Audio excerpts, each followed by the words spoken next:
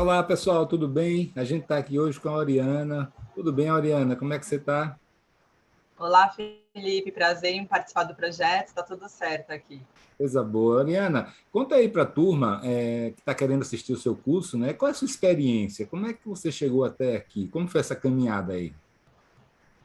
Olha, eu sou advogada formada no Mackenzie, desde o primeiro semestre eu já queria trabalhar com direito ambiental, então é uma trajetória que eu venho estudando meio ambiente desde o começo da faculdade e acabei tendo grandes experiências em escritórios de direito ambiental, depois eu migrei um pouco para sustentabilidade, né? Hoje em dia é um termo já bem difundido, mas em 2003, 2002 ainda era um pouco novo, e acabei entrando num banco, no Banco Real na época, então acho que minha primeira escola foi o Mackenzie, né, como direito, mas nós sabemos a importância, né, dos estágios, então acho que eu também tive uma outra faculdade no Banco ABN AMRO Real, que se destoava Eu no me lembro tema de que o Banco Real, sustentabilidade. a pessoa nem existe o banco mais, muita gente pode não conhecer, mas o Banco Real na época inovou muito. Ele tinha no DNA dele a sustentabilidade, o meio ambiente. Era o Fábio, não é isso? Fábio Barbosa? Fábio Barbosa era. Ele era visto como um Era patinho feio no setor bancário e no setor empresarial, né? E o que é que você aprendeu lá, Oriana? Primeiro, eu aprendi um pouco do mundo corporativo, que é uma, né, banco, a gente acha que banco é só uma agência, né, então é um organismo muito grande, mas muito a questão da sustentabilidade em si, né, porque o grande conceito da sustentabilidade é esse equilíbrio, né, é o desafio do equilíbrio da questão social, da questão ambiental e a questão econômica. Eu conhecia muito pouco sobre economia e o banco acho que me trouxe muito esse pilar também de como você promove, né, uma sociedade com viés, né, da sustentabilidade, olhando as questões sociais, ambientais, mas também visando a rentabilidade, seja do banco, ou seja das empresas que eram apoiadas, né, e clientes do banco. Então, acho que me trouxe bastante essa escola. Depois eu acabei também fazendo, tive o convite para ir para a Natura, então eu fiz pós, e aí uma outra, logo depois da faculdade, OAB, TCC, eu falei, gente, não vou estudar mais. 6 meses depois eu estava fazendo pós na GV em sustentabilidade, e na época 2007, os dois cases com o professor Mário Monzoni, o GVSES, para quem conhece, era o Banco Real e a Natura. E eu tive a felicidade de receber esse convite para a Natura, para atuar já na área jurídica, com biodiversidade e meio ambiente. Então, foi uma outra escola também, né? Saindo de um setor financeiro, que é isso que eu acho que eu falo um pouco do curso, né? A sustentabilidade ela é aplicada, mas depende do setor. Então, acho que eu trago muito esse viés do risco, né, que o advogado tem, né, vendo as oportunidades em diferentes setores. Então, uma forma de atuar a sustentabilidade é numa instituição financeira, diferentemente de uma indústria. Então, na Natura, eu também tive essa oportunidade de trabalhar 3 anos Rapaz, como coordenadora jurídica de biodiversidade e meio ambiente. mas você pegou só o que havia de melhor, né, rapaz? Pois é, ó que a vida me trouxe, Felipe. Muito legal. Então, acho que quando a gente fala em estágios, né, já na Natura já estava como primeiro emprego, no Banco Real também fui efetivada, não tem como não falar da minha formação sem agradecer essas duas grandes corporações que eram referências, né? O Banco Real, mesmo não existindo mais após a fusão com o Santander, é isso, todo mundo que sabe aquela época sabe o quanto ele foi pioneiro e a Natura está até hoje, né, despontando aí globalmente. E depois eu fiz Master em Marketing, então também eu tenho como formação SPM, porque eu via muito que a sustentabilidade tinha que estar no coração, né, no core business da empresa. E eu fui entender como é que era marketing. E hoje a gente entende marketing, antes eu entendia marketing como uma publicidade, né? E não, o marketing é o plano de negócio, é o coração, você entender as necessidades da sociedade, as necessidades do cliente. Eu estudei psicologia no na pós em marketing, então eu tive uma compreensão muito maior, né, sobre o conceito de marketing, e eu fiz na SPM. Trabalhei também no terceiro setor, o que me deu um olhar um pouco mais sobre o ativismo, né? Depois da Natura eu fui para Amigos da Terra, que eu também acho importante, ainda mais no empreendimentos imobiliários, você vai ter uma turma mais ativista, então você tem que dialogar com esses stakeholders. Para você poder dialogar, você tem que ter empatia. Então, eu acho que também isso contribui um pouco com essa minha visão de respeito, de compreensão dos stakeholders. E aí eu tive a grande felicidade de ser convidada também para uma grande empresa de urbanismo, que eu aprendi durante 6 anos, foi onde eu me apaixonei pelo mercado imobiliário e atuando em muitos estados do Brasil, consegui montar a área de sustentabilidade lá. Então, essa é um pouco a minha trajetória.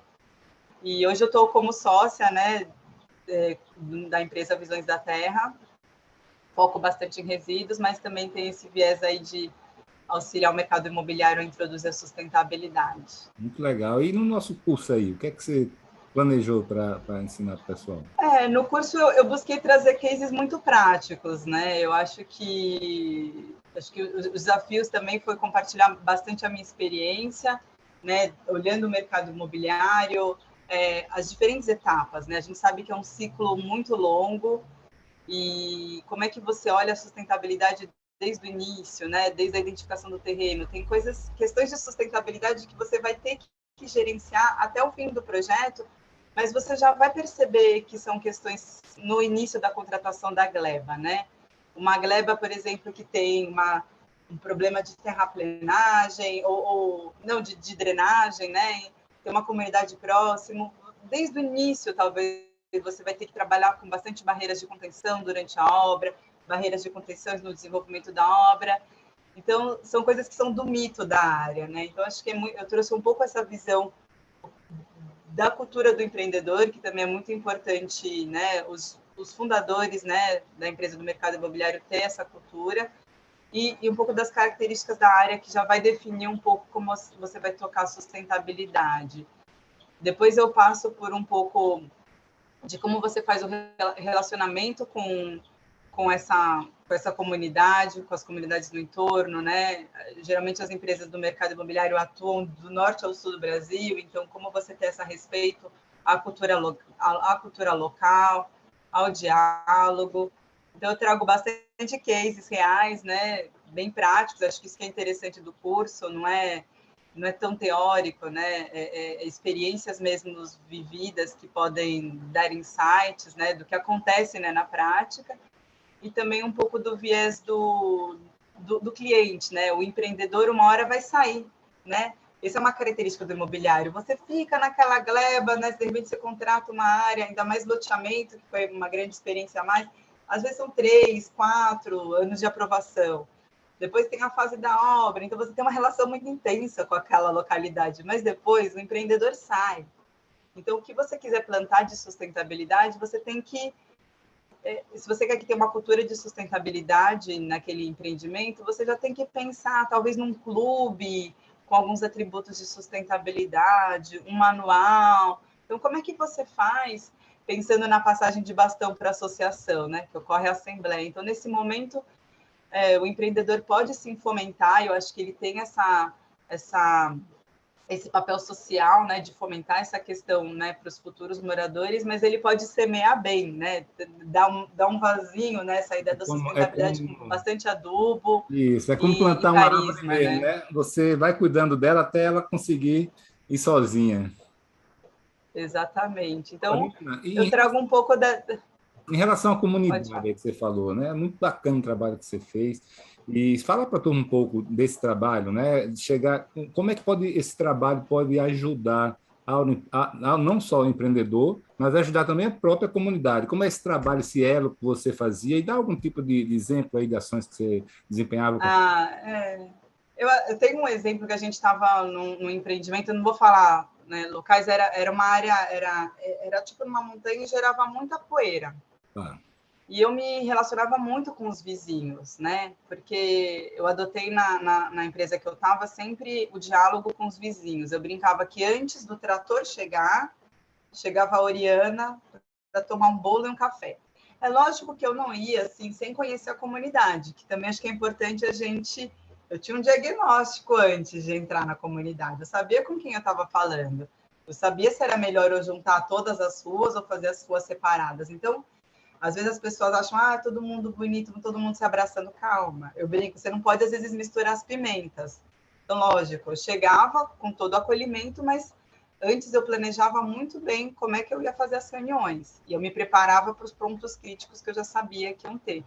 Então, eu gerava uma relação muito de confiança com os vizinhos, né? Muitos deles tinham meus contatos diretos, depois a gente incorporou na própria relacionamento com clientes. É importante os vizinhos terem um canal de diálogo direto com a empresa, né? Eles falam na Então, empresa, né, quando tem um problema ou insatisfação. para quem aciona, né? Então, no começo até era meu contato, o pessoal da obra, depois a gente aprimorou, plugando na área de relacionamento com cliente / vizinhos, mas tinha um vizinho que tinha uma relação tão de confiança para mim, que falou assim, Oriana, a TV está vindo filmar a poeira que o empreendimento de vocês está gerando. Ele me avisou. Eu já tinha falado internamente, engenharia, caminhão-pipa, como vamos mitigar a poeira, mas santo de casa às vezes não faz milagre, né, Felipe? Aí eu falei para o diretor de engenharia, a TV está indo lá, é uma grande emissora. Na hora, acionaram os caminhões-pipas, e quando filmou a TV, estava lá com o caminhão-pipa. E a vizinha, mas meu Deus, estava até agora que eles colocaram um caminhão-pipa. Eu acho que esse é um caso curioso de mostrar, assim, que você pode conseguir conquistar confiança, né? Então, assim, você tendo um bom relacionamento, né? Já era algo que eu pedia, né? Para a empresa, mas, enfim, por questões de processos, demorou um pouquinho mais para ocorrer. Então, achei curioso de um vizinho me avisar que a TV estava vindo, né? Olha como fazem as relações, né? O quanto ele me apoiou, porque ele foi construindo uma relação de confiança comigo, né? E lógico que depois disso foi garantido, né? Mais continuidade e nos pipas, mas assim são surpresas que você pode ter, né? E diversos outros vizinhos. Acho que é muito importante você, e como a minha experiência de ativista, quando eu era ativista, a gente batia mais quando a gente não tinha canal de diálogo. Então, quando você abre o canal de diálogo, você já muda do patamar, porque você vai para a transparência. Então, muitos vizinhos não acionaram em outros empreendimentos o Ministério Público, porque a gente estava falando com eles, né? Tinha uma também vizinha ambientalista no interior de São Paulo, ela ameaçava, aí eu peguei a empresa de licenciamento ambiental, falei, você quer saber de licença? Levei 7 volumes numa reunião, falei, vamos ver, o que você está com dúvida? Então, assim, a gente não tem que ter medo, assim, acho que a gente tem que, quando a gente tem muita confiança nos nossos processos, é se abrir, porque se você ficar se fechando como empreendedor, aquela bola de neve, aquele contágio emocional da comunidade vai crescendo e ganha uma dimensão enorme, né? Porque às vezes tem pessoas também com interesse político que também vão querer crescer mais aquela bola de neve, enfim. Então, a minha estratégia foi sempre esse canal de diálogo direto, de muita transparência, e sempre foi muito bem resolvido, né? Lógico que tem casos que não tem como jeito, né? Mas, assim, a maioria dos casos a gente solucionou com aproximação. Pelo menos você fica aliviada que fez a sua parte, né? Exatamente. Oriana, a gente está terminando aqui. Eu queria que você desse aí suas considerações finais, assim, para quem está nos ouvindo, quem está com interesse em assistir o seu curso aí, o que é que ele vai encontrar realmente lá. Eu acho que assim, eu trabalho com sustentabilidade há mais de 15 anos, então eu tentei passar todas as etapas do empreendimento imobiliário, então acho que quem tiver acesso ao meu curso vai ter um pouco mais contato com a Oriana, que também traz todo esse legado, né, do mundo corporativo, da área jurídica, e trazendo essas minhas experiências em como eu vejo a sustentabilidade em diversas etapas do mercado imobiliário. Então, eu espero que as pessoas tenham interesse e aprendam um pouco comigo. Eu sempre vou estar à disposição também da turma para a gente fazer trocas. Então, vai ser um prazer compartilhar meu conhecimento com quem está entrando no mercado ou quem já é do mercado e quer entender um pouco como é que funciona isso na prática. Muito bacana, né? E essa sua trajetória aí de advogada para marketing, para sustentabilidade e para engajamento comunitário, né? Gestão comunitária, que são bichos distintos, né? Os 4, mas que juntos, né, certamente deixaram você com uma pegada única, uma personalidade profissional única. Parabéns, viu? Sucesso. Obrigada, Felipe. Obrigada a todos. Abraço.